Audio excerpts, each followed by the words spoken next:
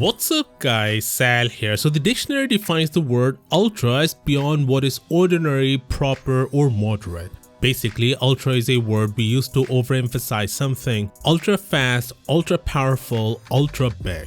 Samsung is the one that popularized this word in the tech world. Of course, they weren't the first one to come up with this name. Sony actually released a phone named Xperia Z Ultra almost a decade ago. But it was Samsung who educated the tech world that their Ultra phone takes every spec to the nth degree, with the biggest this and the fastest that. And now Apple is following in Samsung's footsteps and has decided to come up with an Ultra phone of their own, the iPhone 15 Ultra. That's according to both Mark Gurman and Ming-Chi Kuo, two of the most reputable analysts out there. By the way, Apple has been flirting with the Ultra branding for quite some time now. Besides the Apple Watch Ultra, there's also a processor Apple unveiled recently called the M1 Ultra, which is currently powering their MacBook Pros. So it only made sense they would call their highest end iPhone the iPhone 15 Ultra. And by the way, this is not going to be a fifth iPhone model. Apple is planning to replace the Pro Max with the Ultra moniker, which is a good move in my opinion as it simplifies the whole naming scheme.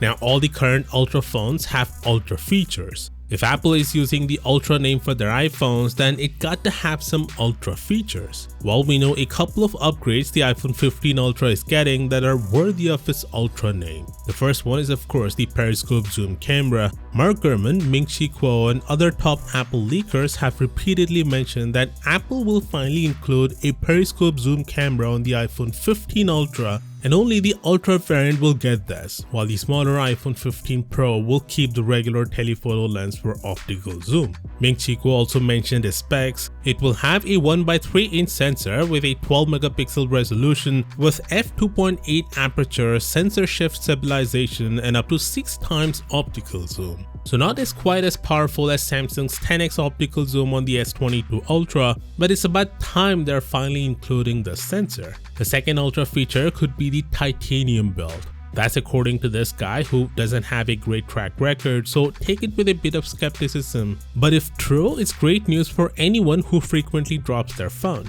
Titanium is 3 to 4 times stronger than stainless steel at the same weight, which also means that it can provide the same strength as stainless steel at 40% of the weight.